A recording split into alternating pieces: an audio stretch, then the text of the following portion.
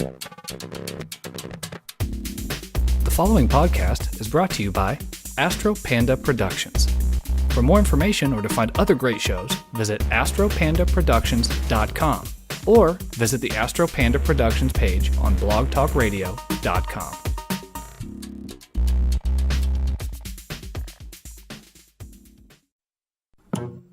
Welcome.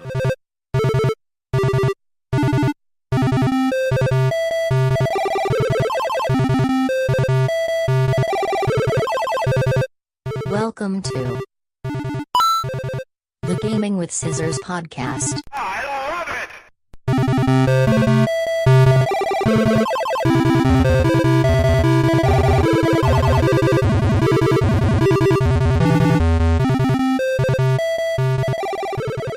Hello and welcome to another episode of the Gaming with Scissors podcast.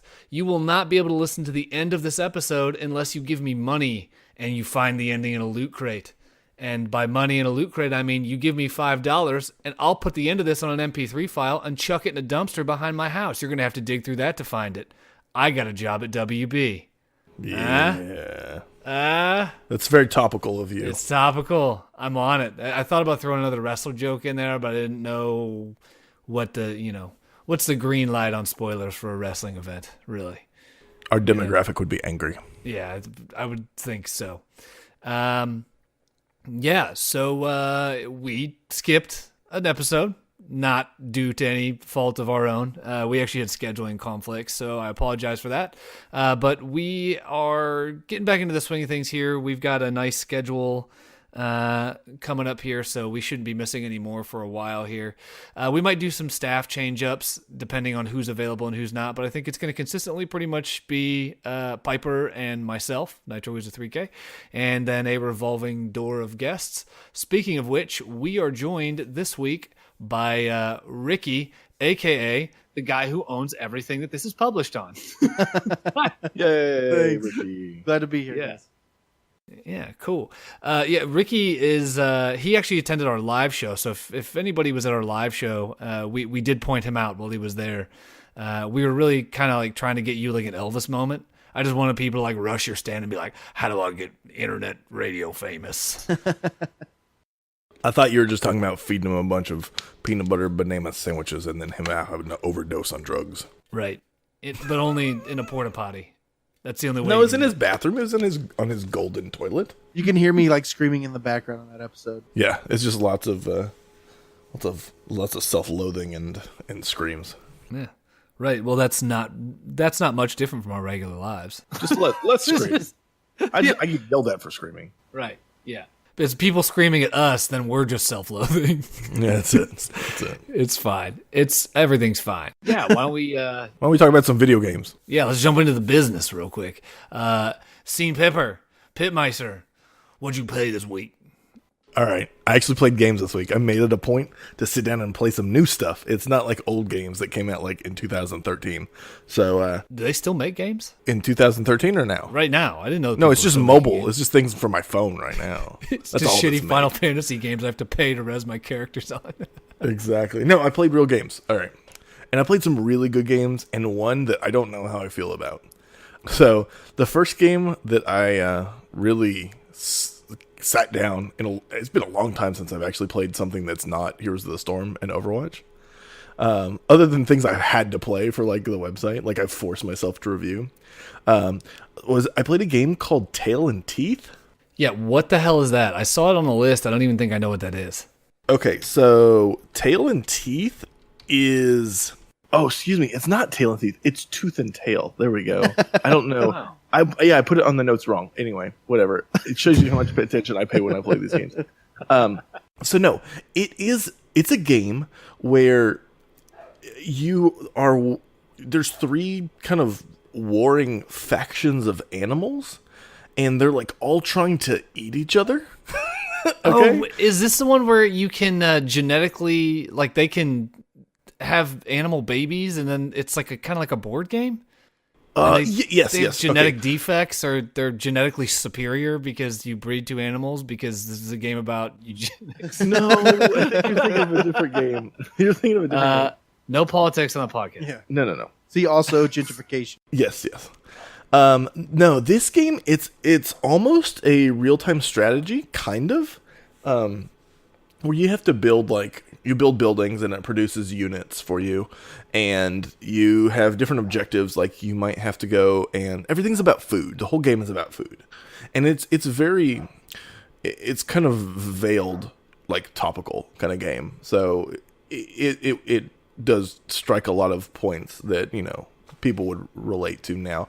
But so you are the leader of this faction of animals, and it kind of reminds me of Secrets of Nim. I've never seen that. The animation What? looks neat, but I have no Oh my idea what gosh, that is. that is so surprising to me. You need you've seen Watership Down, right? No, why don't I don't want to watch that. No, Dude, you need to see. Ricky, have you seen these movies? Yes. They're good, right? Yeah. For the most part. I mean, the NIM that's a good movie. That's something that I love brings that back movie. your childhood. Yeah. It's Okay, no Water so- World by any means. Watership Down will mess you up. But anyway, so it kind of reminds me of that. Like there's like rats and stuff like that. But you build an army and you have objectives you have to do on each map. Like you have to go capture like 16 farms, or you have to go destroy the enemy base. So in that sense, it's a traditional RTS. But you have one main guy, which is like your commander. And you have to run around the battlefield, and all your guys follow you. So in that sense, it's not really an RTS, because it's not like, oh, select this unit, right click and run over there and smash that building. You actually have to take your commander and call all your troops to him, or you have to select specific troops and you can go and like move them around the battlefield, but you have to move with them. So you have to worry about your leader guy dying, and then you have to worry about your units and stuff like that. So it's pretty neat. I liked it a lot. Is there combat? Like when there's combat, are you controlling the leader, or is it like RTS you just combat? control Where they just do it? control the leader, and all the other guys kind of they attack what's ever close to you. So you have to move them around pretty much. So you would select the unit and right click, and everybody of that unit type comes to you, and then you position them. So this is kind of like Dynasty Warriors or something. No, it's more like StarCraft. But if instead of selecting a unit in StarCraft by like left clicking him and then right clicking what you want to attack, you have like one hero that goes and says, "Hey, this unit, come with me. Let's run over here." It's a really weird game, and I don't know how did we come across. Did you send me this in a link or something like that? You sent it to me in like a messenger link, or somebody did. Somebody sent it to me, and I don't know who it was. It was just one of those weird games that we kind of came across. I love it. It's so good. But what happens if your Lion-O/William Wallace animal leader gets executed? You lose that. Your troops lose the morale. Yeah, everybody just dies immediately. Oh, wow. All your ferrets with rocket launchers and your snake bombers, they all die. So they just get confused and just stand there until somebody cuts their heads off. No, it's literally just like the screen goes black and it says end. Yeah, that reminds me of. Do you remember? I want to say it was like the PS3, Xbox 360 generation. They tried to start pushing out a lot of the squad-based combat games that were like kind of sort of like Call of Duty, but you could control the squad. Like you'd give them commands instead of like Rainbow Six, kind of. Yeah, well, Rainbow Six though you control one of the members. Yeah, and you're a part of the action. With this, it was like you were a squad commander, and yeah, you got in some firefights, but for the most part, it was all about commanding your squad. And it was a big thing in the PS3 360 era, and it looked boring as shit. I want nothing to do with that. I am not trying to be in charge of things. I have to be in charge of enough things. I had to put clothes on today. I had to go to work. That's the extent of the things I want to be in charge of. Yeah, this game, it does play a lot like it was a like console like real-time strategy game. I don't know if you've ever tried to play like any RTS game that's not for a PC, and it's kind of weird. You have to use the mouse to move around. I mean, you have to use your controller to move around like a hovering cursor. It's I don't know. It's hard to get used to, but the way that Tooth and Tail executes it is they did it really well. What about Pikmin? Is it like Pikmin? Like you have like your one guy? Kind of, yeah. It's kind of like Pikmin. It's a very difficult game to describe. It doesn't sound like anything that I want to play, but now I'm interested enough to see. Maybe I'll watch you play it, because I'm not trying to play anything where I got to manage things. No, and there is there is some management to it, and I haven't really gotten it down yet. So I'm still struggling through the campaign. I haven't beat it or anything like that. I think I'm on like the third or fourth like main like big mission, and it's tough. So I'm still trying to figure out how to actually manage everything. So it's definitely not a casual game. Yeah, it's not for filthy casuals. Yeah, like you. Yeah, like me. I'm a filthy casual. All I play is Candy Crush. That's it. I play other games. You're my dad. I'm your dad. I don't. You're like my dad. You're like my dad. No, I don't know, dude. That's on you, not me. No, your dad plays RTS games though. My dad plays Age of Empires 2, not the remaster. My dad plays real Age of Empires 2. It's because he's OG as fuck. And he plays Empire Earth. I don't even know what Empire Earth is. It's a better Age of Empires. That's all it is. That sounds like a Nick-ass game. I ain't trying to play that either. No, yeah.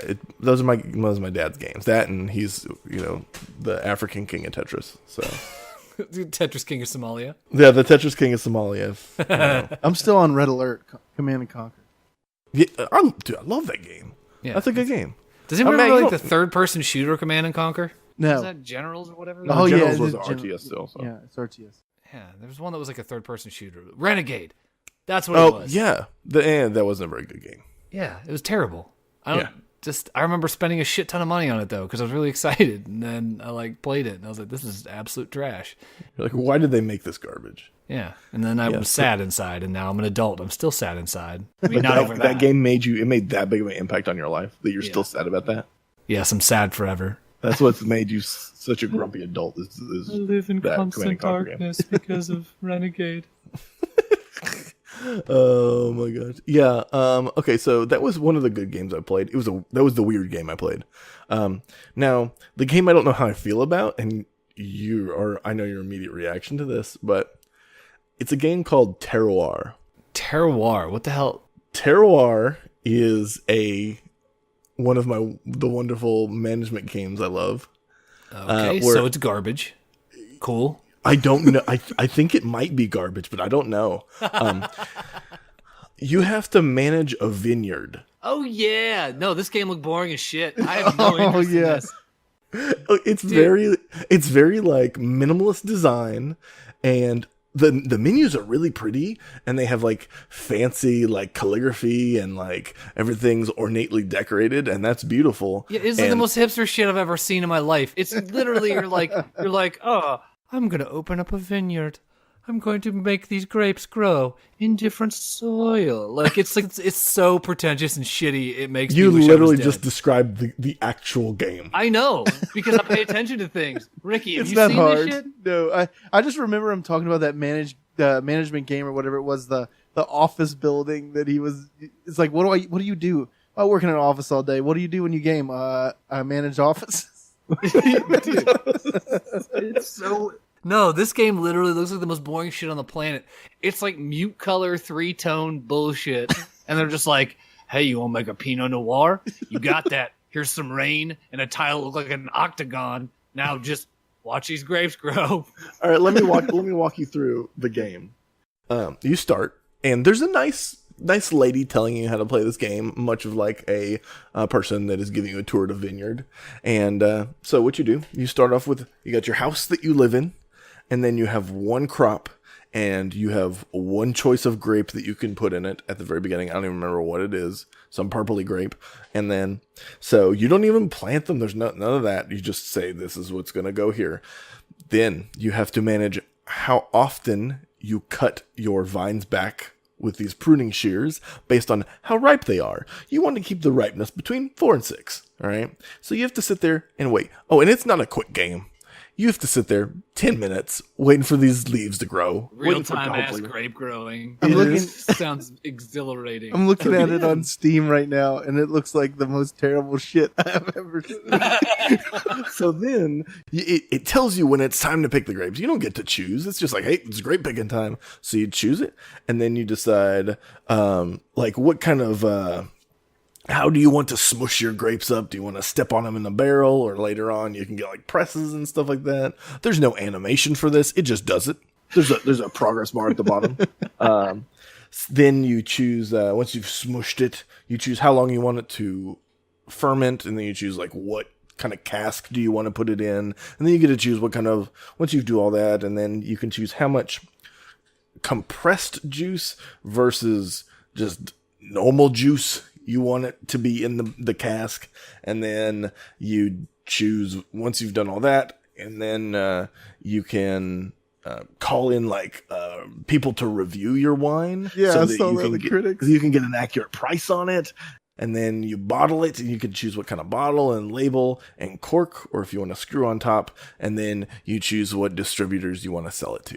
And then you Does this fall game asleep. come with one single bullet that they mailed to my house when they No. made me play it. You know what? A knife.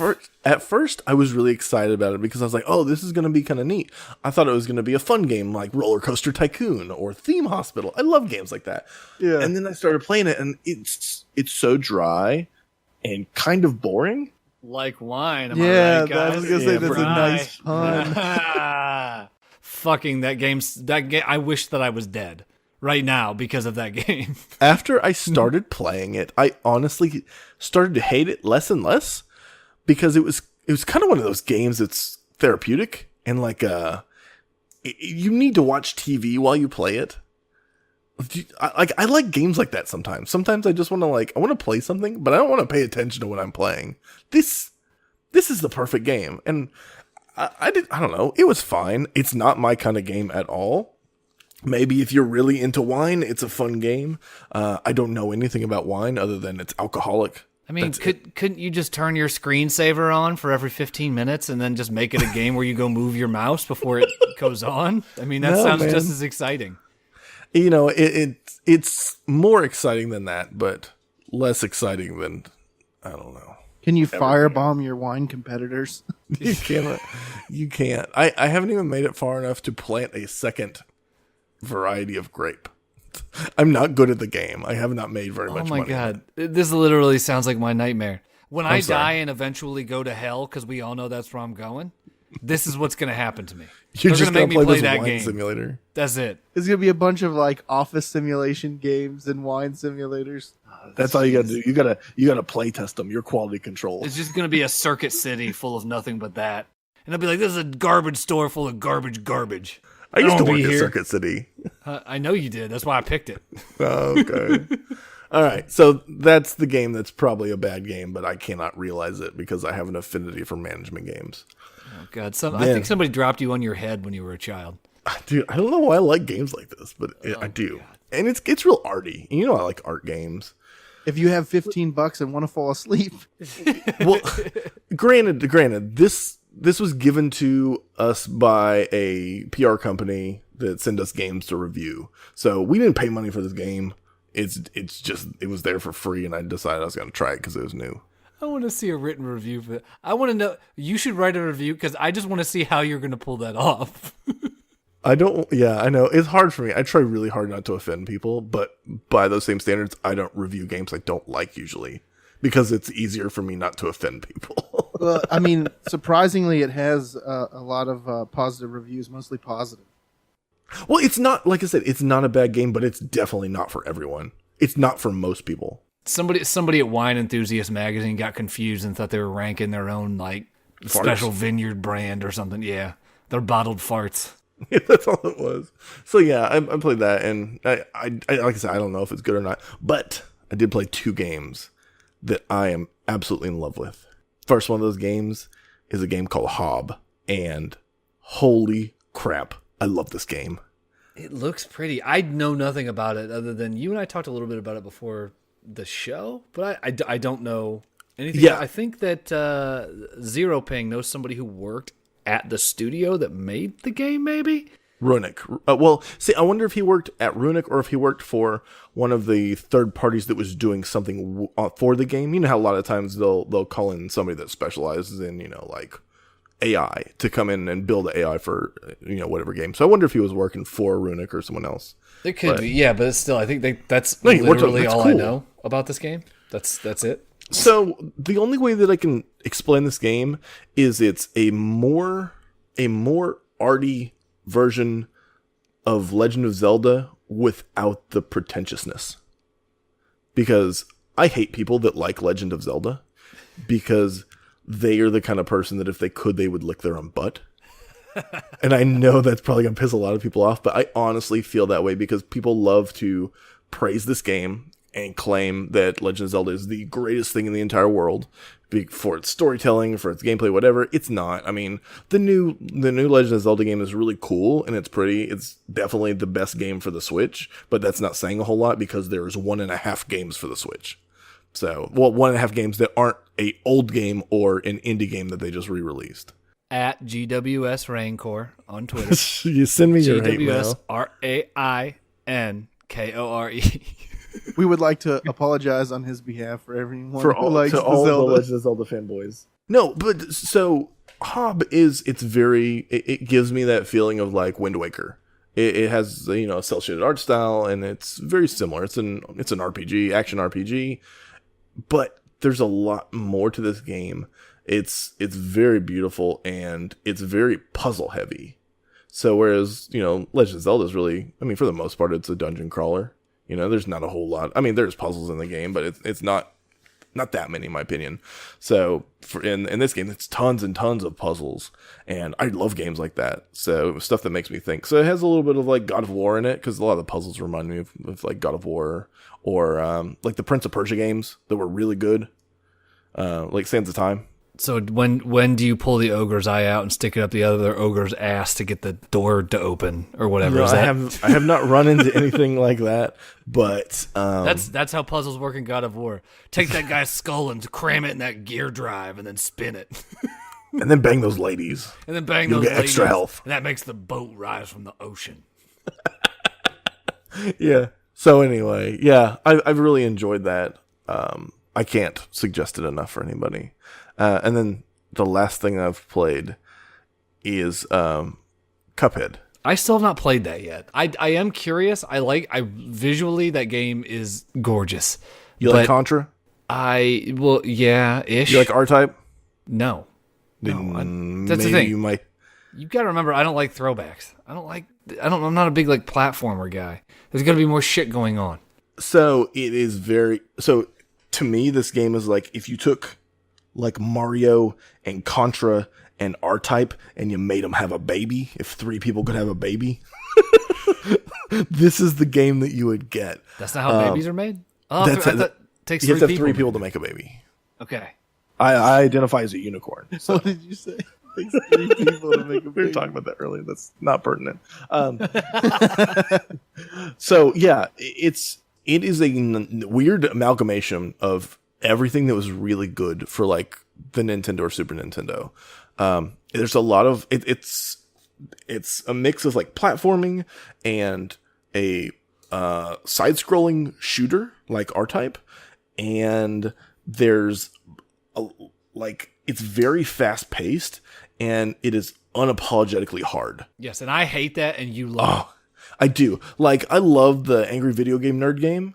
Like, that's a really good kind of, like, similarity how the AVGN game took a lot of different game styles and kind of put them in. That's what this is. Like, you'll go to a stage and in Cuphead, you'll go to a stage and you might be, like, in an airplane, or you are in an airplane and you're flying around and shooting people.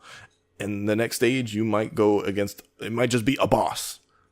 And then I was gonna say, don't some of the levels just start? It's just like, here's boss guy. Yeah, Fuck. it's like boss rush mode, but that's the actual game, and you have to beat these bosses to unlock, new areas and stuff like that. I love it, man. I love this game. People were all upset about the beginning of that game, the tutorial. There's like a section that some people just couldn't do. It was like a dash or something. Well, they are dumb then. Yeah, Because those people need to not play this game. There's nothing difficult about that part. Once you actually get into the game, yeah, it's hard. Like, it's no joke hard, but it's fun. And I will say, yes, you need to, anybody that wants a new game, if you got $20 to throw around, go buy Cuphead. If you like retro style games, if and you hate yourself. Yeah. If you're a masochist, get Cuphead. But it is legitimately a good game.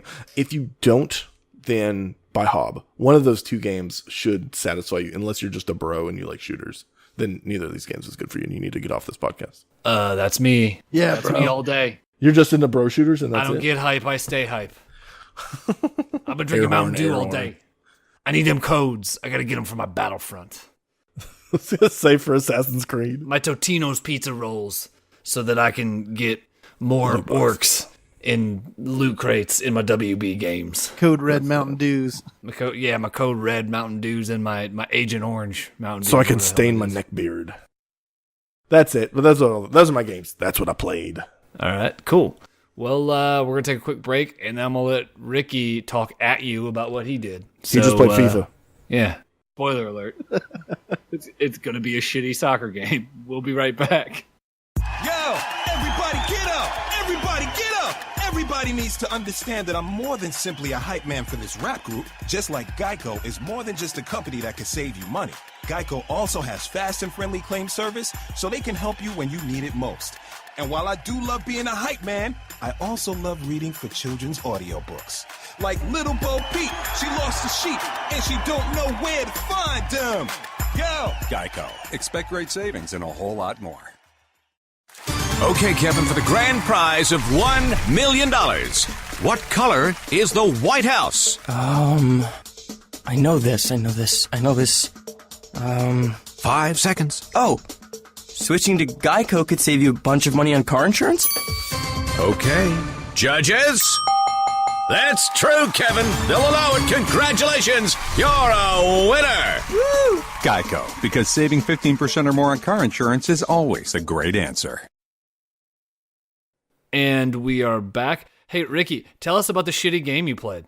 Well, first I'm going to start out with a real game I played, and that I wouldn't call it that great of a game, but Destiny 2. I played it quite a bit this week, helping my son out, and I quickly realized that Destiny 2 is one, not much different than Destiny 1, and two, a game that if you have no friends, you're not going to beat, because the levels just leveling up. I mean, I don't know if anyone out there familiar with this, but just trying to beat any level in this game by yourself, it just isn't happening. I played a lot of Destiny 1, like hours and hours and hours of Destiny 1, like up through I think like the first or second expansion. And yeah, I missed a lot of content in that game because I am not a social creature by nature. I want nothing to do with other people if I can avoid it. And I had a pretty solid team of 3 people that played together, but that was not enough to run through, Vault of Glass and a few of the bigger. Yeah, the bigger raids. Are all the raids? Are they like 6-man raids or Well, 5-man they raids? have 3-man raids, and if you have people that are fairly skilled, you can do some of the bigger raids with a smaller team, a smaller fire team. But trying to do anything by yourself is just isn't happening. And it's just one of those things where when you're playing the game and you're trying to beat a boss or anything, my son brings me in and he's like, "Hey, I can't beat this. Please beat this for me." So there's like 3 runs of people that come in and 3 rounds that you've got to beat. And I'm like, "Oh, I get through the 3 rounds," and he hadn't gotten past the 3rd round. And I get past the 3rd round. I'm like, "Yeah, I feel good about myself." I'm like, "Man, just like getting back on a bicycle." And then there's like, "No, there's 3 more rounds to go," and you just can't do it by yourself. Their whole thing was though like, oh, you got to get to be a part of the community. You got to get on Reddit. You got to find strangers from Asia that'll play with you. I'm not talking to anybody from Reddit. Exactly. I do not trust anyone on Reddit. You're gonna get your credit card stolen and your house is gonna be burned down. Yeah, we're only getting fight teams or fire teams from R the Donald. That's the only place our fire team is coming from. It's the only place you're allowed to get If you want any other subreddit, you get fucked. Well, my son comes in and he's like, "Dad, I found some people that want to play with me. They want my username and password." They're all 45 years old and they live down the street. I'm like, no, turn that off immediately. But I wasn't really impressed with it. I mean, I know a lot of people out there fanboys of the Destiny franchise are gonna say, "Oh, well, it's amazing." I mean, visually it's a good game, but I would rather go back and play Destiny 1 than Destiny 2. But I never played. Well, okay, so I played a little bit of Destiny 1, and then I did the open beta that they did for Destiny 2, and I can say that I really like Destiny 2 over the first one, just simply because it feels a lot more fluid and faster paced, and I need that in a game. Destiny 1, it felt a lot more clunky, I guess, and a little bit slower. So that's the big difference I saw. Besides that, I mean, it's pretty much the same game with the glossy coat. Yeah, looking at it, it looks a lot like this Destiny looks like the original Halo looked compared to Halo 3. Yeah. It feels like a huge generation jump between the two. And the first Destiny, like I said, I put a lot of time into it. It was a great time. I loved the time I spent with it. But I actually wasn't even going to get Destiny 2 until a few people that I know were like, oh, we're going to hold out. We're going to get it on PC. So I'm thinking I probably will end up picking it up. I think I'm going to try and pre-order it, actually, which is like a cardinal sin in my household. But I know that I think Green Man Gaming has it like 15% off. How many loot boxes you get for pre-ordering? You don't. They only kick you in one testicle if you pre-order it. Oh. So they just come over and they go, which one do you want it in? Not all of the balls, just one of the balls. I'm pre-ordering it today. When does it release on PC? I think Halloween Day, maybe. It's at Is the it? very end of the month. I thought it was like the 27th. You might be right, but it's near the end of the month. But you can't release anything on Satan's birthday. Nah, it'll be cursed. That's not what Halloween is. No, and then the other game I played is your all's favorite game, and that's FIFA. A weird addiction to this game. How many loot packs did you open in FIFA? I don't. What's so funny is like a generational gap, right? So I walked away from gaming for a while, and I'm kind of getting back into it. You guys have pulled me back into this realm, but what's so funny is that when you leave and you come back, it's like FIFA 11. All you care about is playing online, playing against somebody, and the peer-to-peer stuff. And now it's like, oh, you've got all these packs of players and Ultimate Player and every money grab that you can think of on these sports games anymore. And then there's like a crowd of people that just watch people open these things. And it's just fascinating to me because the complexity of making money in video games now has completely changed.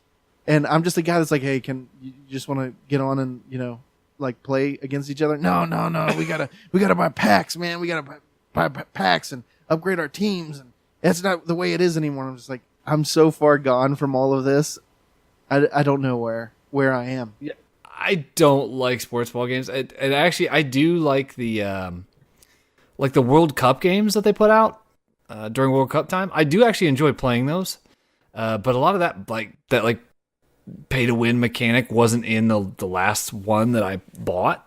So I guess I didn't experience that. But yeah, let's start a new podcast where we do nothing but open packs of different things. But that's it. Like what? But nobody can see it. Yeah, we just can't tell anybody what it's going to be. Like every episode's a surprise. Like we'll just open the show and Sean will just open a pack of Pokemon cards, and then I'll just open a pack of Magic the Gathering cards, and then Ricky will open like 5 FIFA packs. There we and go. For no reason, we'll just buy like 20 loot boxes on Overwatch. But the whole thing is gonna be like, oh, dude, look at what I just got. This is awesome, and then not explain it. Exactly. Yeah, it's just audio only. What do you think, Ricky? You think that'll fly? Oh yeah, that's sweet. New Can you Astro believe it? Panda production show. It's just gonna look at this shit I got. Oh my god, this It's is just amazing. called fuck you loot boxes. Except we're giving them money for the loot boxes. So What's so crazy about it is just like it's such instant gratification, right? You buy loot boxes or you win loot boxes. You're like, oh fuck yeah, I got this skin. It's so amazing. And then like 2 seconds later, okay, back to the game. Yep. Dude, but no, it's gambling. It's gambling as hell. What's Like, I don't gambling care in the what anybody worst says. It's- form? Yes. Yeah, the shittiest form of gambling because you're not even getting anything out of it. At least with like some of the shit, like what goes on Steam, and we're going to get into this in a little bit, but some of the shit on Steam, at the very least, you can sell that shit.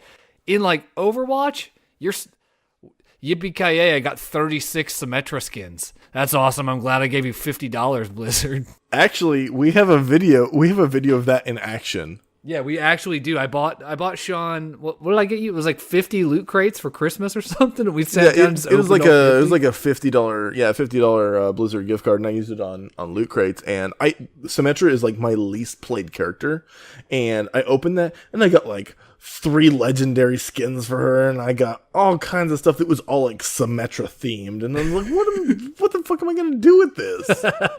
Okay, but you know what? I will say that at least with Overwatch and the way that they manage their loot box system, that you actually get that gratification without spending any money, and it doesn't augment the gameplay whatsoever. Yeah, and as pissed as I was about them transitioning to a standardized rate for the levels, Like you level after whatever 20,000 points or whatever, no matter what. Now, I was really pissed off about that at first because I thought it was going to limit my loot box collection and force me to buy more. But really, I'm leveling faster at higher levels and slower at lower levels. So it kind of evens out, really. But it makes me feel like I'm accomplishing more because now they're giving loot boxes. Hey, if you play 3 random games a day, you get a loot box. Or if if you win a game, you get a loot box. Like there's more chances to win that shit. And honestly, the only loot box system that doesn't chap my ass is the Overwatch system. All the rest of them can get fucked. Here's the Storm's pretty good too. See, I do wish that they would take you could spend in-game money to re-roll the box mechanic from that and add that to Overwatch. That would be cool. Yeah. But even the Heroes of the Storm one pisses me off because Heroes of the Storm has some shit that I don't give a shit about no matter who it is, like the voice lines. I don't give a fuck about the voice lines. I never use those. Yeah, what the fuck is that about? You know? I don't understand, man. Like, oh yeah, you just want to hear a different announcer? Like, I like so that announcer thing, that's a call to like Dota 2, because that's a really there's tons and tons of voice packs for Dota. You can get like a Rick and Morty one. Jesus. So it's from what I know from my experience, that's why that they put that in there, because it was really popular with the Dota community. So Paladins does it too. Paladins there's voice packs? I mean, the announcer packs? Yeah. I didn't know that. Yeah, when you speak in game, you get a generic announcer voice unless you buy the voice pack for the character you're playing. Or when no, talk about a game that does a shit job with their loot boxes. I'm not happy with how Paladins changed their shit up. I don't understand it. Here's this loot box and you're guaranteed at least this, level of rarity. But you know what? Sometimes that rarity is the boosted card, and you have to pay in-game currency to unlock that boosted card in that in that loot box. Otherwise, you don't get it. So it's like, what the fuck of a point is that? And then there's I don't even. Yeah, it's got keys that you have to pay real money for and all that shit. Fuck that noise. But what happened to the good old days when you put your Mortal Kombat into your Sega Genesis with your Game Shark in there, and you immediately unlock all of the skins, all of the players? Now it's like, nope, every single skin you get, it's like minimal input for maximum output for money. Exactly. Money-wise. It's crazy. Could you imagine? Jim Sterling had a great video come out today. He was talking about how essentially, like, everybody's complaining, well, games have been $60 for years, way longer. Everything else is inflated. Games have been $60 for years. He's like, no, dude, you're buying a quarter of a game, because until all of the DLCs come out, you've only paid for a quarter of the game. So once the super mega ultra deluxe pack comes out at the end of everything, to get all that shit, you'd ended up paying $150 for that game.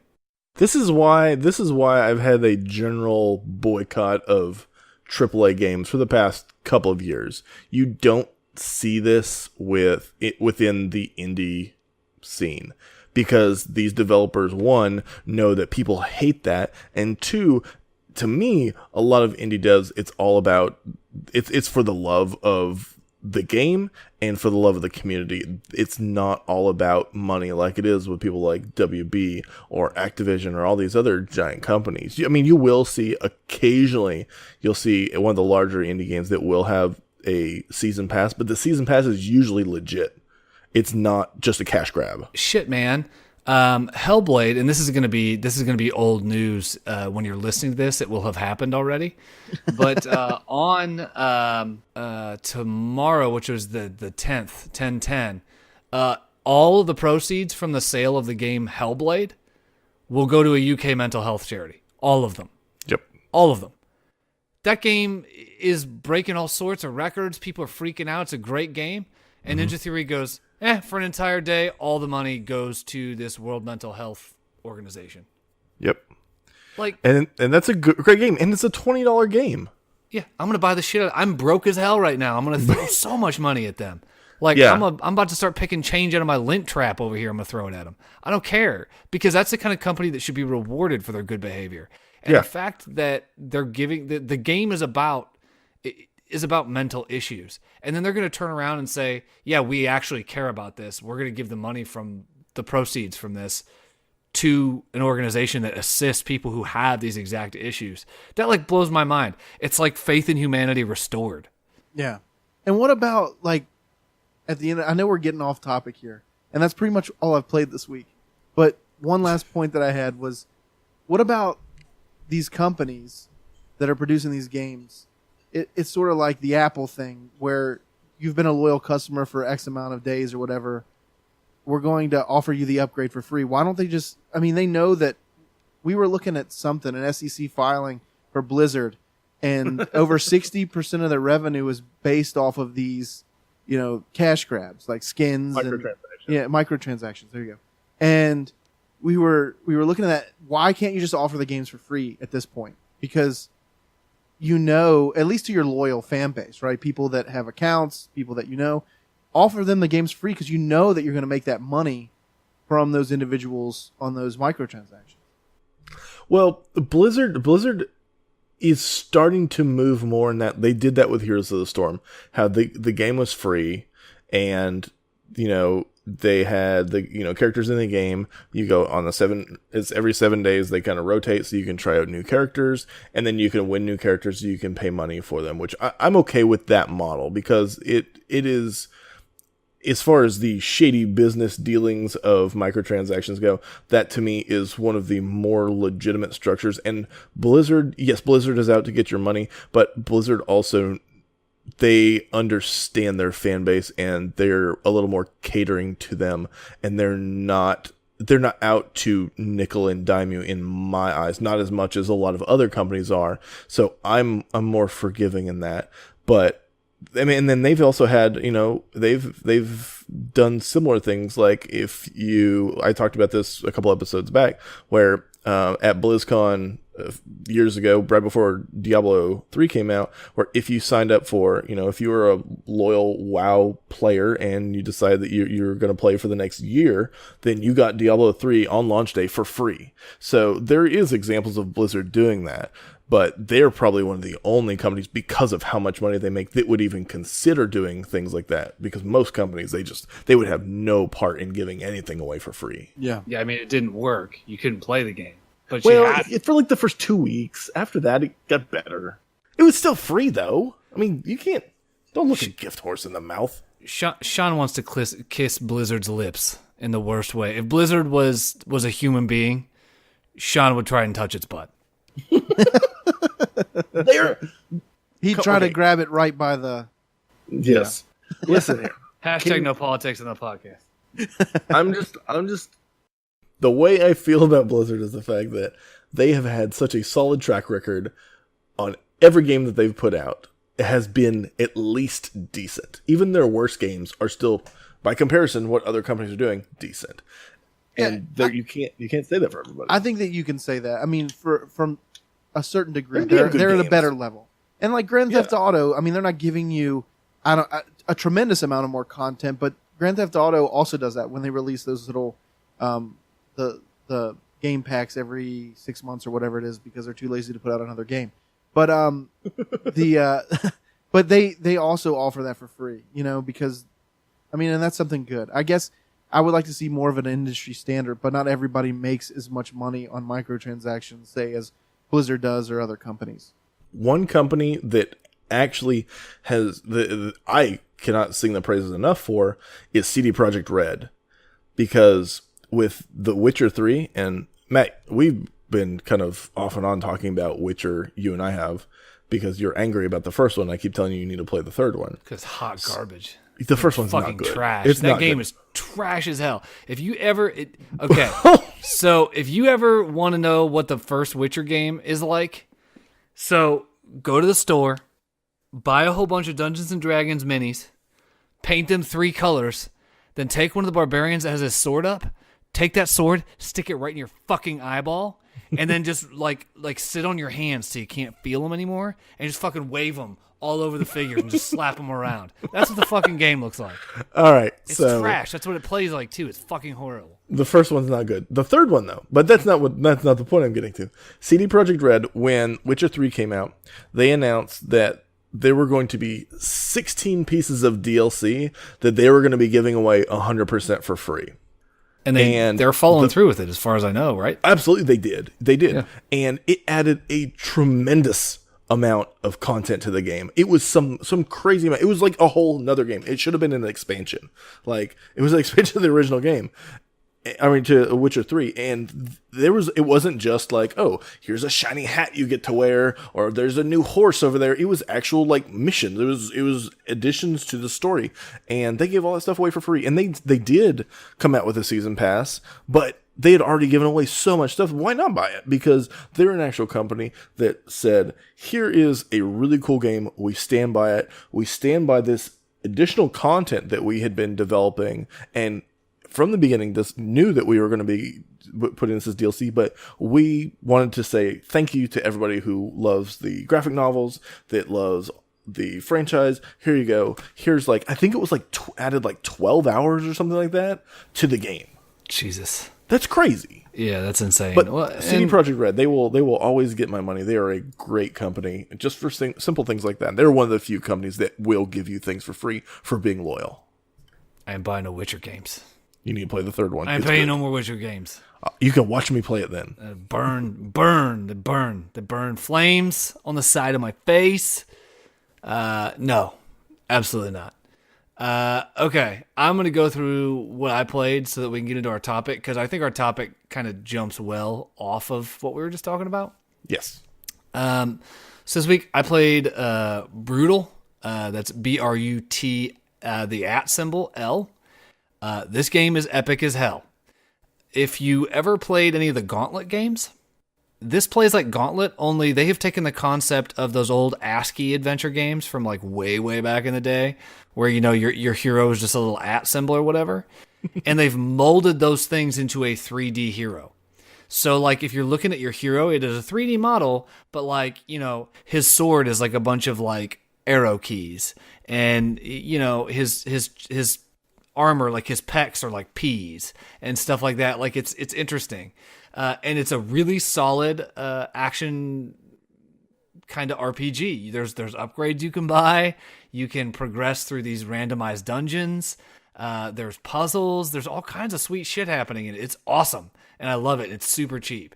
Sean and I bought it thinking we were going to be able to play it online. Unfortunately, there's no online play, but it's got couch co-op, which I think would be fun as hell. So I really recommend that game. It's like 3 colored tones. So it's like black, white, and red, I think, are the 3 colors you see. And some of the upgrades might be green. You know, you can even find like recipes to make new weapons in the game. If you open the right chest, you'll find a recipe in it. And the recipe is literal letters. It'll be like, oh, I need J, L, and X, and I can make an axe. You know, and then it shows, like, when it's putting them together, it shows you, like, how the elongated letters or whatever make the weapon. It's pretty cool. That's crazy. So, yeah, I highly recommend that game if you can spend any time with it. That's one of those, like, mindless, like, I just want to throw on a record, like, you know, an album and just hang out and do whatever. So, yeah, that's good for that. Okay, I played a game called Epistory Typing Chronicles. Sean Piper, you own this game? What? Yeah. It was in one of the Humble Bundles. This game is radical as fuck. So you play as a little girl who rides around on a fox. Okay? Whole world is a pop-up book. So your little fox is like a 3-dimensional paper-crafted folded fox. Little girl's a little 3-dimensional paper folded girl who's sitting on top of the fox. And it tells you this story about this little girl who's lost in the woods and she's trying to find her way home. And, like, while you're walking through the woods, you control it. You know, there's different control schemes you can use. The game teaches you how to type by when you're attacking an enemy, they give you negative words. So it'll be like pain, fire, hurt, ache. And you'll have to type these things because they're floating above the enemies. So you're like trying to type them really fast. And sometimes you're getting attacked by like 5, 6, 7 enemies at a time. And you have to type them super fast to kill the enemies. And then there's boss fights where they're like 2 separate word sentences or something that you have to like put together to kill the boss. Then once you play it like that for a little while, you find different powers. So then you've got a fire power and an ice power, and some enemies can only react to one or the other. So then when you want to switch powers, not only are you fighting the enemies, but you have to type the word fire, and that switches to her fire power. It's really cool, and as you're playing the game, you're going through dungeons to defeat enemies. Then when you defeat the boss in that area, it unlocks this whole new portion of the map that opens up like a pop-up book. So it like rolls out, and then you see like the trees like fold out like they're coming out of a pop-up book. It's really goddamn cool. This game is awesome. I love it. It makes no sense for an adult man to like this game, but I do. And I think that there might be some underlying like deep shit that goes on, because sometimes when you're like unlocking crates and stuff, it'll be like daughter or hurt or sad, like things that kind of could lead you to believe that maybe this is like a little girl's imagination and something bad happened at her house. It's really interesting. I really recommend it. I played for, I want to say like 3 or 4 hours. I haven't beat it yet, but I'm close. So it's not very long, but it's awesome. And if you Google the art style and you like the art style, I really recommend trying it out. It's cool, like low res polygons. I'm looking at their site right now. They've won a bunch of awards: Innovation Award, Creative Play, Honorable Mention in Art, and Best Game. Dude, it's beautiful. If you look really closely at like the low polygon stuff, though, she's actually made out of paper. Like That's her, really cool. Like her paper layers, she looks like a paper doll that's like folded. It's really, really neat. And it came in a humble bundle, so you should have it. But I recommend, Sean, giving that a try if you've got time. It's really, really neat. Yeah, I found it. It's one of the DRM free games. I looked at it in Steam, it wasn't there, but yeah, it's you just have to download and install it. Yeah, it's awesome. It's It awesome. looks interesting. I will definitely install this. Yeah. So so I played that. I played a shit ton of Atlas Reactor, which Atlas Reactor is essentially. So it's like playing a board game, where it kind of plays like XCOM. I thought you hate XCOM. Well, it's a MOBA XCOM game kinda. So it's actually, it plays like a team deathmatch. There's fog of war. You can't see the enemy team if you're not staying in a certain area, but it plays in phases. So like phase 1 is move, phase 2 is dash, phase 3 is attack, phase 4 is, I can't remember what phase 4 is, but there's 4 phases. And your character has the, Q, W, E, R, just like a MOBA, abilities that are linked to those keys. But the abilities can only be used during certain phases. And sometimes you can combo the abilities to do more damage during a phase. But because you make your decisions, so like everybody goes at once. So the round starts, everybody moves during move phase. Move. Everybody attacks during attack phase. Now it'll show you the outcome one character at a time. But that means that a character you might be trying to attack by the end of his move phase may not be in the same spot you were trying to attack him in before. So it's really interesting. It's really unique, and it's a 4v4 multiplayer online deathmatch. So it's crazy. So it's literally like playing a board game with your friends. It's super cool. You have to use a lot of communication with your team. They actually have built-in Discord chat. That's the voice chat that they use for the game. When you join a game, you can click a button. It joins a Discord channel for that game. So it's like the developer's Discord server. Yeah, it pretty much That's is. pretty neat. Yeah, dude. It's super cool. It's super cool. And the characters are all really neat. It's kind of like a hero shooter. Each character plays really different. They're really unique. The levels are cool. You're like on these weird floating barges. Each character has different like abilities. And then once you like level up so far with a character, you can unlock different abilities to swap out for the base ones. So the first people, when you're first fighting, everybody who's Johnny Rocket or whatever, all have the same 4 abilities. Well, once you get to like level 10, well, then you got all kinds of abilities you can unlock to build him differently. So it's super crazy. It's really, really neat. Against like a hero shooter, I really recommend it. And it's free because again, I'm broke. So now I'm going back through and playing shit I never played that I got out of Humble Bundles that was free. So I highly recommend that. The last thing that I played that I wanted to mention, and I'm about to get all SJW, so everybody get ready for their trigger alert real quick. Where's the effect? Exactly. Where's the effect? You get your tweeter machines ready. Everybody get ready to send mean tweets to me. I'm at Z3R0PNG. That's totally me. Yeah, longtime listeners will get that joke. Nobody else will. So I played Enslaved: Odyssey to the West. Dude, I love that game. Yeah, that game is great. until you think about what's actually happening in that game. In that a woman who is too weak to fight her way through a town basically puts a explodey headdress on a man and says, "You have to do all my fighty things because I'm not strong enough to do it." It is like the most offensive shit I've ever seen in my life.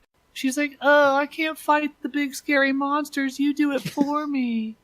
It's fucking ridiculous. The game is fun. The gameplay is fun. You got like the main character kind of plays like a kung fu movie. Like he kind of reminds me of like monkey style kung fu. He's got like a stick that he can use, and he can swing on things, and he gets super low to the ground and kind of wavers from side to side. It's really, really cool. But it just kind of is weirdly offensive because it's just this female character who's like, "I can't possibly fight robots. I'm a lady." Like, it's some shit. So, I didn't have a problem with the game beyond that, but I just thought that's kind of weird. It was just kind of felt weird. I think the reason why is because it's based off of the story Journey to the West, which was written in 1592. Yeah, a lot of games and movies are based on that story. Yeah, so, by Wu Cheng-in, I think. Yeah, Wu Cheng-in is the writer. Right. But yeah. So I mean, it's not like super badly offensive, and she's got an attitude on her, and so does the main character. So like the dynamic works really well. It's just kind of weird that they've got like this female character, and she's really smart the whole time. She's like hacking doors, and she's like doing all this hacking shit. But the guy is like the brawn. Yeah. So it's just kind of like weird. It's kind of a weird dynamic. I don't know. I had a fun time with it. It's got full controller support, which is nice too, because I just kind of like plug my controller in and just kind of sit back and play it. So I recommend that as well. So, all right, we're going to take a really quick break. And then I want to get us into our topic, even though we kind of covered it a little bit. I want to get a little bit more specific about, the games industry and their money grubbing. So we will be right back. Hang on. Yo, everybody get up! Everybody get up! Everybody needs to understand that I'm more than simply a hype man for this rap group, just like Geico is more than just a company that can save you money. Geico also has fast and friendly claim service, so they can help you when you need it most. And while I do love being a hype man, I also love reading for children's audiobooks. Like Little Bo Peep, she lost the sheep, and she don't know where to find them. Yo! Geico. Expect great savings and a whole lot more. We are back. Okay, so we are a little late on this, but it's still kind of pertinent to talk about it. A few weeks ago, Valve removed 200 games from their Steam library. It wasn't exactly 200, it was a little less. I think it was like 180 something or 178, 178, I think was the number. Yeah. There is several things wrong with this. First of all, there was a company that was able to publish 10% of the total games that were released in 1 month came from this company. Like, they released 10% of all the games that got released in 1 month. That's crazy. That's an insane amount of games. It's child labor. Yeah. It's not even child labor, dude. It's lazier than that. It's essentially, these were asset flips, right? So this was this small company that was just buying, Unity assets or whatever, throwing them together and then throwing them up as games under different titles. That's not new to Steam, whatever. What is kind of a problem is that they were trying to flood the card market, which, Sean, do you want to explain? I know, Ricky, you didn't understand it that much. You kind of had a vague idea, but let's have Sean talk about it, and then you can weigh in on what you think about it. Yeah, so games on Steam, there's two types of achievement you can receive. You have the standard achievements that'll pop up in the bottom right corner that says, "Oh, good job, you killed the boss," and then you get a little icon and whatever. There's also trading cards that you can get. And for each game, there is a set number of trading cards that you can receive. And then if enough people play the game and get these trading cards, then the developer will release packs of trading cards that you can get and open up, like loot boxes, right? All these trading cards you get, they don't really do anything other than the fact they're collectibles and they can level up your account. So if you look at your Steam account, you'll have a player level. Like I think I'm level 28, which I think that's kind of high. But so the other thing you can do with these cards is you can use them to kind of try to make some money. And a lot of things on Steam you can sell in the marketplace, like like we've been playing a game called Depth. So it's a shark hunt kill game, and you can get things in there and you can sell them on the marketplace. So the cards work the same way. You can get these cards, and if you want to try to get the whole pack or whatever, and let's say you have doubles for some games, you put them on the marketplace, sell them for like 20 cents, 25 cents, whatever. The interesting thing is when you sell one of those cards, the developer gets a small chunk of change. So if you sell it for, 25 cents, the developer, they might get like 2 or 3 cents off that transaction. It's not a whole lot until you consider that some developers, like in this case, are just throwing out 178 games that are insanely easy to play, that they can easily be botted, and you're getting tons of cards off of this, and people are trading them so they can get, or selling them for games that they actually want to get cards for, so they can unlock different things. So ultimately, this company, all they're doing is taking a game that sucks, that they didn't even build. They just went on to some marketplace, bought a engine, bought the different assets for the game, plug and play, threw games up on the Steam marketplace, and they're flooding the market with these cards and getting money off of them. Additional money, and because some of these games were free that this company was coming out with, weren't they?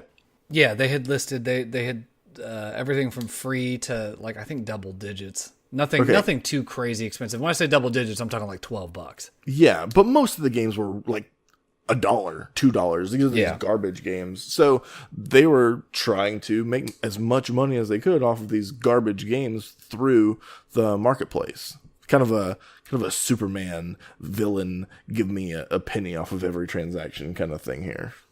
Right. And Ricky, you were talking about earlier, this is sketchy as hell for any company, because you brought up a good point, how essentially these companies could double dip. Yeah. Well, I was talking about how I interpreted it. Now, I'm not the most knowledgeable person about this, but my biggest question was earlier is that you get a company that has 40 or 50 people, and then these people then go on and download the game and get these rewards, sell them, and then the company takes both of those. And it just seems, I don't want to get off the topic too soon, but it just seems that if there's always a way around something, something that you can exploit to make money, you're going to do it. And in one of the cases I mentioned, the stuff that I collect, the Funko stuff, is that there's companies out there like Hot Topic that'll sell these little Funko collectible figures, and they make chase variants of it, which is a more rare version.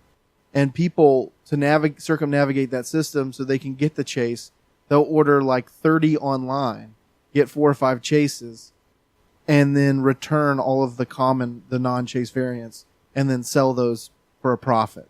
So that's sort of the way I interpreted it in my mind. Yeah, and it's especially when you're talking about games that are free. I mean, could you imagine just essentially having a team of dudes just doing nothing but farming your own free shit? Well, yeah, that's the child labor. Take one step further than that. You don't even need a building full of guys. You just need a couple of talented developers that are writing bots for these games and writing bots to post things on the marketplace. But if you do it good enough, you can actually get a seat in the presidential cabinet. Also, if you write an alt-right magazine. Oh, hashtag no politics on the podcast. The podcast? No? Yeah, there you go. Nobody knows what I'm talking about. You need to just Google WoW and Breitbart. That's all you need to Google. Yeah. I'm out. Mic drop.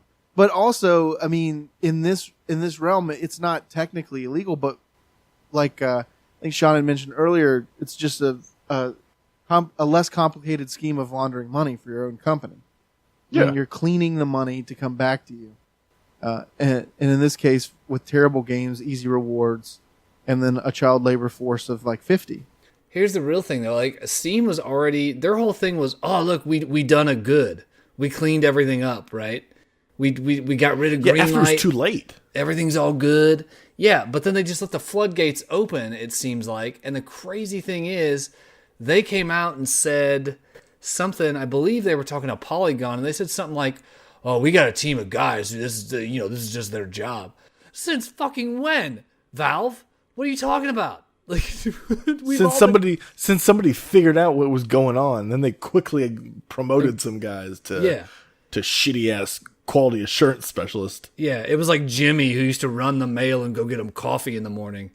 They were like, "Fuck that pumpkin spice, get this off here." And this is with their new like super awesome better system where you just have to give them money and you can publish a game, right? Yeah, they're shitty. Like, what is it, $100? You give them $100 and you can publish as many games Is that in you place want. now? I have not kept up on that. Or like $1,000, I think is what it is. Is what the video was saying. It's like $1,000. But also, what does this do to the indie gaming world too? I mean, it just reflects negatively on that.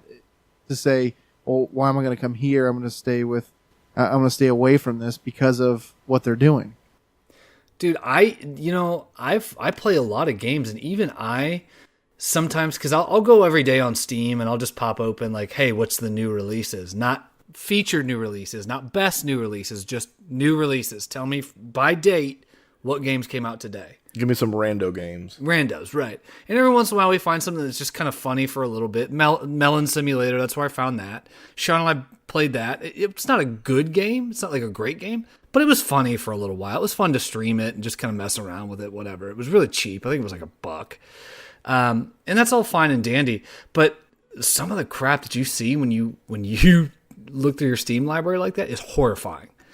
And I have no idea how it even got. I would have no idea, as just a dude, I would have no idea how to get my shitty game up on Steam. But obviously there are people who are spending enough time during their day and making enough profit from flipping shit like that they're spending their time doing it.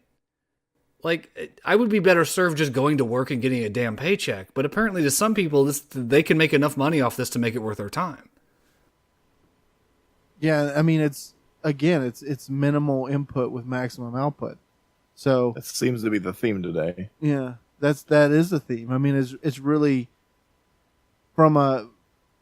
even if you look at what we talked about earlier with these microtransactions, they all fall along the same lines. I mean, ethically maybe a little bit different, but what it's doing is it's exploiting a system, right? I mean, if I want a new skin for somebody, I have to get a loot crate or I have to buy this FIFA package to get this player on my ultimate team. You're exploiting, one, somebody's drive to gamble, and two, their drive to be the best at a game, because being the best at a game anymore doesn't necessarily mean you're just the best at the game. Maybe it means, hey, I've spent this amount of dollars. And then you flip it on what we're talking about now. You have so many people that just say, well, I'm just going to flip these games out. I don't have to sit here. I don't have to do a 9 to 5. I can just do this and make money off of it. And it's proven. I mean, hopefully they can put things in place that can avoid this. I mean, in the future. How long do you think it's going to be before some senator somewhere decides that this is legit gambling and just goes ape shit? And there are so many restrictions, nobody can breathe. Well, they've already started pushing some of that stuff overseas. With Overwatch had to publish all that stuff in China. Yeah, they had to show the percentages on the loot boxes, like what the drop rate was on everything, because we don't know as Americans that's not published for us. I mean, I'm sure we could figure it out. It wouldn't be that difficult, but it is unfortunate that it takes a government act that says, hey, you have to be honest and let people know, because at that point it is gambling. We'll see where the video games are smart is these video game producers are smart is that they're not advertising that way. So if you look at what gambling, a recent legal case was the daily fantasy football. And I know a million people have heard those advertisements on the radio or on TV, DraftKings or whatever. What they did is they advertised the shit out of something, and it got lawmakers' eyes. I mean, to the tune of like $1 billion of advertisement. And the game makers, which is the same thing, I mean, just a glorified form of gambling, they're not advertising the loot boxes. I mean, people know that that's there, but it's not something they're adamantly pushing in their commercials or the advertisements for their games. It just naturally, through playing the game, that you get addicted to that. So you think that if Blizzard were to be like, look at all these loot boxes you could win, kids, you think at that point, yeah, there would be someone step in and say, nah, this is not happening. Exactly. And at that point, you're essentially marketing to kids. You're like the Marlboro in the 30s, like, hey kids, you want to be cool? Smoke these cigars and cigarettes. You be a manly man and get throat cancer and ride a horse. We have a fucking camel in a leather jacket. If that's the raddest shit you've ever seen, then get the fuck out. You're a square. But think about even the CS:GO lotto shit and how many kids got involved in that shit. You know, that wasn't that long ago. And even before that, this goes back to the FIFA conversation. Some kid stole his dad's credit card. It was in the news. I don't remember the exact specifics, but some kid stole his dad's credit card, and he ran up like $13,000 worth of purchases on packs for FIFA. I'd like to know like the inadvertent purchases in a year, like you just said. That's something that I've always questioned, is that, you know, some people just save their information on the console, and kids can just go in there and do it. I mean, how many purchases are legitimate?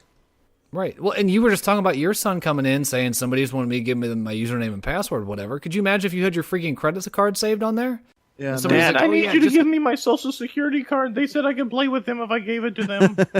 No, I mean, like, can you imagine him just coming in and being like, I bought some stuff, and you're just like, what? And you like get the credit card bill, because your credit card company is not going to help you. Your credit card company is going to look at that and go, unless you're pressing charges, you owe us that money. Yeah, and you're not going to press charges against your 10-year-old kid. That's the same thing that happened with this FIFA situation. He was told, unless you're pressing charges, we're not going to help you.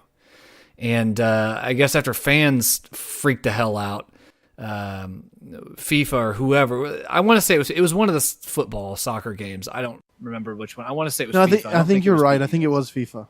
Yeah, and they eventually came back and said, okay, you know, we'll just suspend his account and you won't owe us the money.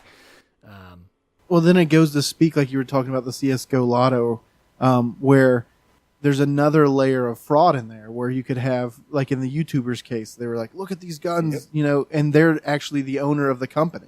That just exploits people on a whole nother level. Now, I don't think anyone from the perspective of like a Blizzard or someone like that would use that. That's not a tactic they need to use, but I mean, it could very well be in some of these small independent games a tactic that they could use as well.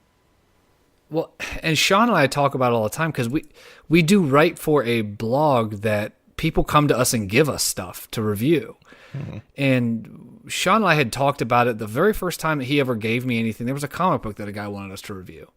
I wrote in big ass bold text at the top, hey, just so you know, he gave me this to review, you know, just throwing it out there. Yeah, your disclaimer. Sean and I talked about it later, because we were starting to do some more work with people where we could have been making money back off of certain things that we were doing on the site. And we started putting like a little disclaimer above, you know, Amazon affiliate links or whatever. But he and I talked about it. It's like, even if I wasn't getting that money back, I would still be upfront about that shit, because it's the right thing to do.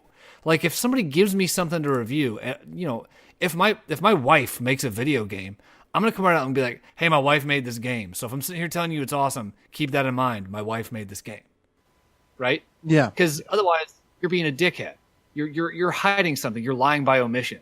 And lying by omission is still lying. Exactly.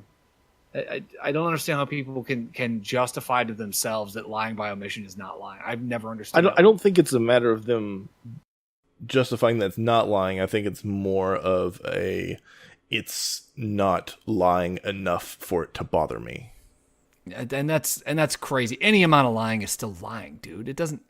Well, justification only in the point of like, I'm only sorry if I get caught, because I mean, in the case of CS:GO Lotto, am I saying that right? Yeah. Yeah. In their case, they weren't sorry while they were doing it, and I mean, they're acting. They're, oh yeah, look at this. This is so awesome, and then they come out and they get caught and exploited.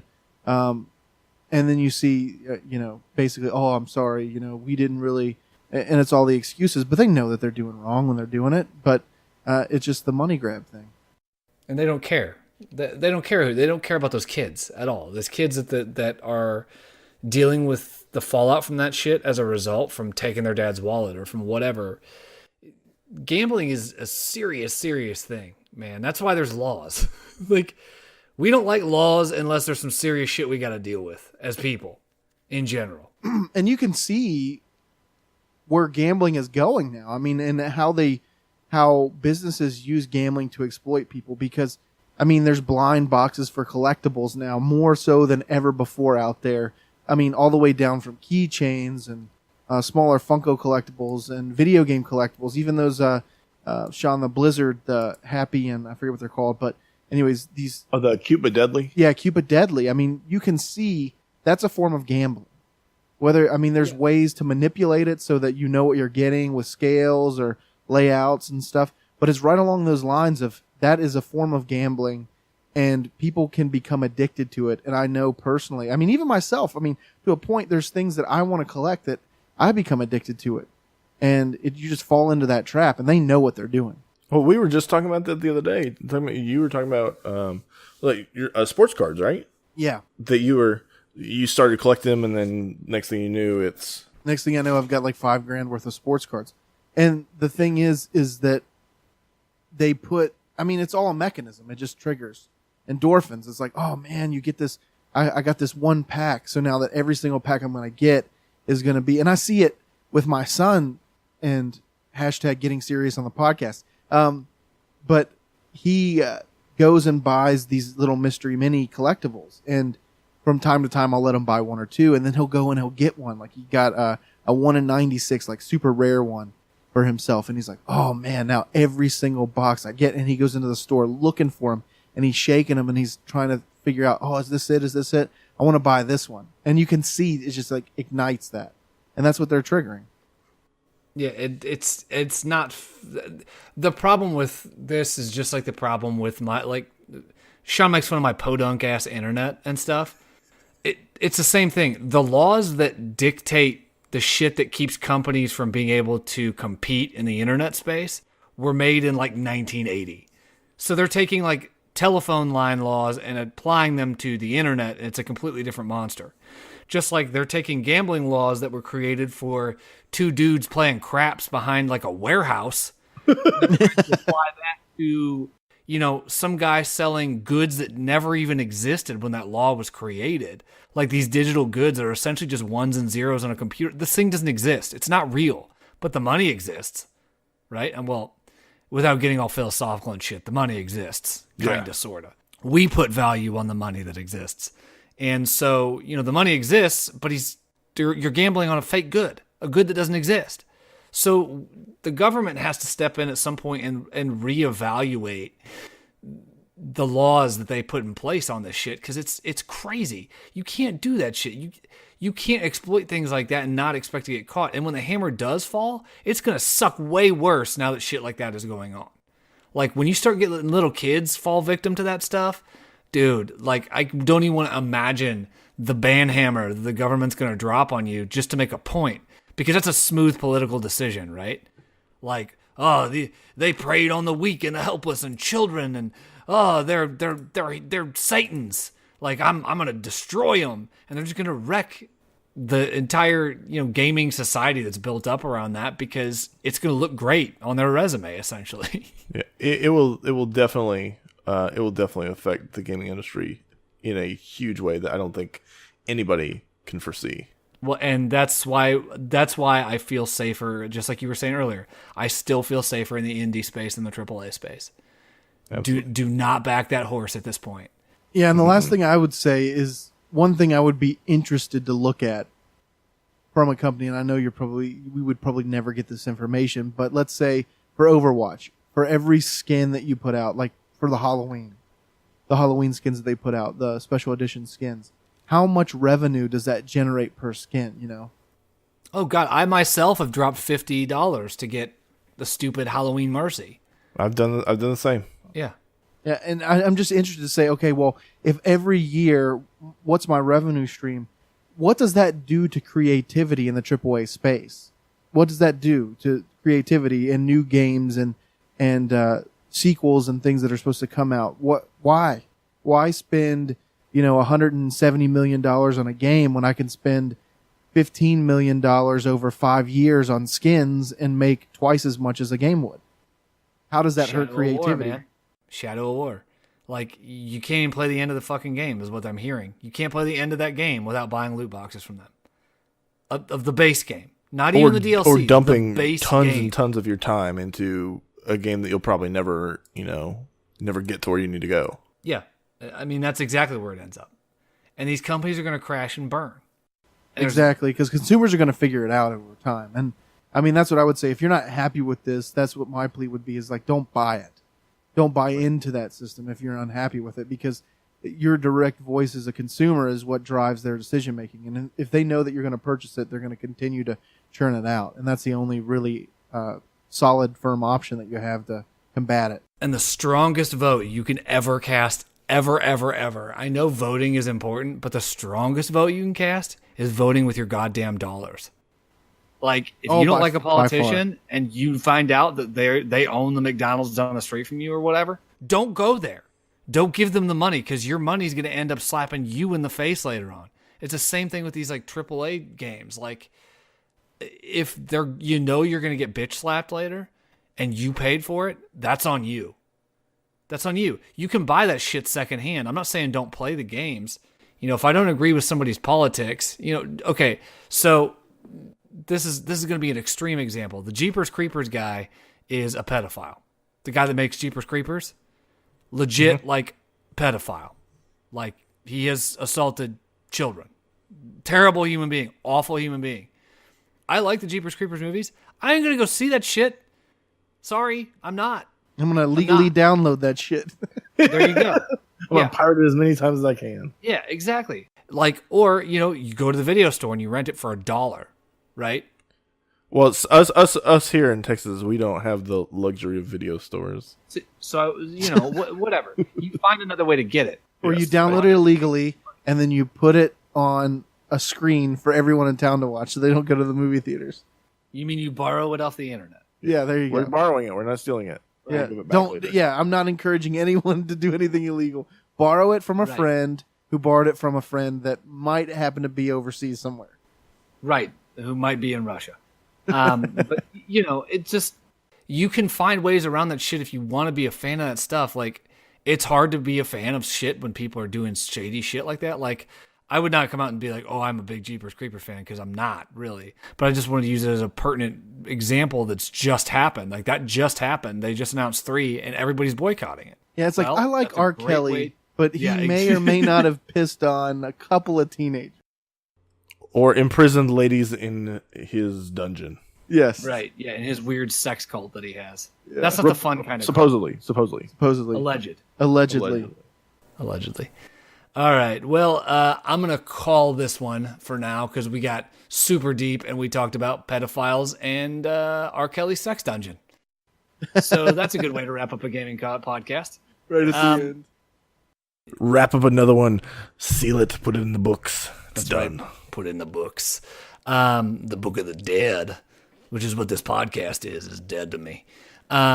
Okay, so if you enjoyed this, you had a good time listening to this, whether this was a little bit more serious at the end, but for the most part, we're just a bunch of goofy idiots. If you enjoyed hearing us talk, if you are interested in more of this content, make sure you head over to nerdlifetx.com. Everything we do goes there first, so any new articles that we make, videos we make, any information about streams that are upcoming, any of that stuff, that all goes there first. Make sure you hit up t-shirts.pizza to buy your Nerd Life t-shirts. That would include things like the Ookie Spooky Party Skeletons, the Wolfman Muscle shirt, the official Gaming with Scissors t-shirt, the Get Big Son t-shirt, and the Awesome Skull t-shirt that Sean designed. So if you want any of those things, make sure you head over to t-shirts.pizza to find it there. Beyond that, Sean Piper, where can people find you on the internets? You can find me on Twitter at GWS Rancor, which I rarely check that Twitter account, but it's there if you want to follow me. I occasionally post on there. And you can also find NerdLife at NerdLifeTX on everything. I will also be putting out there that I am adventuring into a new kind of realm, and I will be launching a new company here pretty soon to kind of cater to all the nerdy folks. So I will share more about that on my Twitter. I'm not going to use this as a platform for that, but I'll be sharing some stuff about that on my Twitter. So make sure you go there and follow me so you can learn more about what kind of cool thing I'm trying to do. So, yeah. Radical. And Ricardo, where do people find you, and where can they find out more about Astro Panda Productions? Well, I'm not going to be like Sean and take the high road. I'm going to whore myself out on this podcast as much as I can now. But no, seriously. If you're interested in anything podcasting, we are Astro Panda on the Twitterverse and Facebook, wherever you can find us on social media at We Are Astro Panda. Visit astropandaproductions.com to find out more about the shows that we have on the network and shows like this and many more that we have that you'll enjoy. So I really appreciate that you guys have me on and hope to be back sometime. Yeah, man, for sure. We were thinking about, and I was talking to Sean about this, and if you're interested, maybe you can come back for this. I'm trying to get some semblance of a Dungeons and Dragons stream started that we could stream on Twitch that probably would double up into being a podcast, because really you can do that without the visuals. So we might go that route, and that might be something that you'd be interested in sitting in on, just, out of pure enjoyment of us being idiots. So you might want to look into that. But yeah, make sure you check out all that stuff over there, especially the Astro Panda production stuff. It means a lot to us, and it means a lot to Ricky if you guys can stop out there and check that stuff out. There's a lot of really great shows out there that you can check out. Some of it's horror film related, some of it's geek related. He's got things from all walks of life that are under the umbrella there. So make sure you check that out. As for myself, I am at NitroWeasel3K on everything, on Facebook, Instagram, Twitter, you name it, I got it. I'm all over that stuff. I'm currently in talks to get a few more episodes of the Nerds at Drive-Ins podcast ready. I know I say that every week, but there is movement on that front. So hopefully you'll hear some more episodes of that coming out pretty shortly here. Until next time, we appreciate you guys stopping by. And as always, listening through our breaks, listening through everything we do.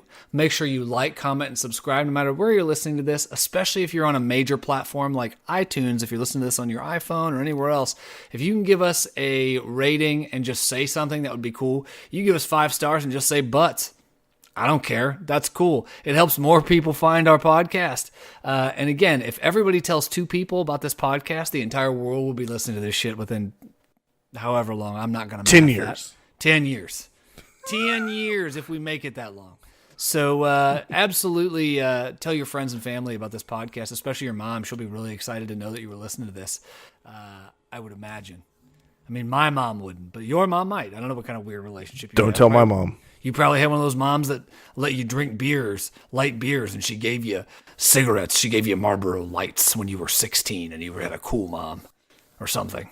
I don't know. I'm judging you. Anyway, come back next time. Make sure you subscribe to the feed so you know when the new episode's coming out, and we will talk to you later on. Bye. Bye.